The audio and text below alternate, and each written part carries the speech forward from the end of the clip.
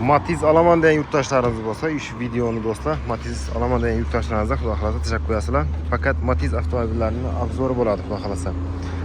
Kuzatib boraverasizlar, tomosha qilib sizlardan shu sotiladigan mashinalar bo'lsa, tavsiya qilaman. Bog'ot avtosavdo birinchi filialidagi Matizlar.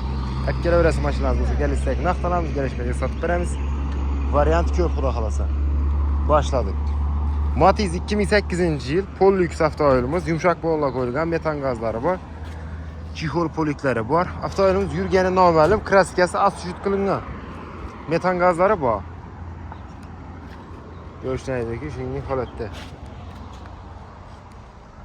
Pulini 30 milyon aytib turibdilar, lekin ustidan kelishtirib beryapti xudo xolasa. Mashina Bog'ot avtosavdoni birinchi filialida sotildi 30 milyon so'm kelishidan.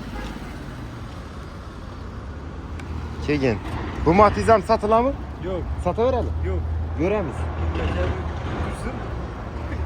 Satsangiz qo'yib beramiz. Olasiz, tozalaysiz. Yaxshi. Keyin xudo xolasa bu ham tarafga o'tadigan bo'lsak,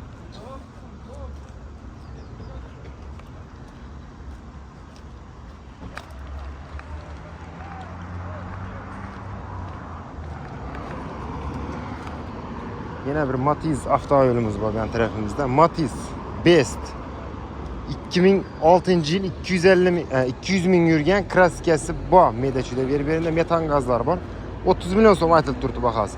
Yumshoq balonlar qo'yilgan, chixol polikda qilingan. 11 milyon bilan kredit qilib beramiz. 1 milyon 400 ming so'mdan boshlanadi oylik to'lovi. Har oy pasayib 400 ming so'mgacha tushib qoladigan shunday variant orqali grafikda ishlanib turibdi do'stlar. Xarid qilaverasizlar. Matiz sotuvda.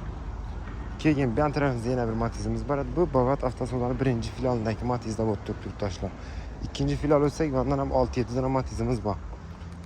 Keyin shu yerda Tiko'ni ham qo'shib beraylik. Tiko 2004-yil 246 ming yurgan, kraska asfalt qilingan, benzinda 18 milyon so'mda chixol poliklari bor, yumshoq balonlar qo'yilgan Tiko'miz. Abarlik Tiko'miz sotilgan, ertaga ikkitadilar uni. 2010-yil ishlab chiqarilgan Matiz 98 ming yurgan, kraskasi zanjirlarda yumshoq balonlari bor, zo'rinda chixol poliklari bor. Avtomobilimiz yomon emas sostanasi. Salon qismına giradigan bo'lsak, yana do'stlar.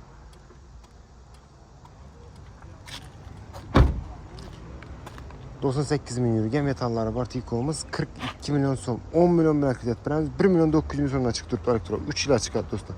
Xarid qilib ketishlaringiz mumkin sotuvimizda xudo xolasa.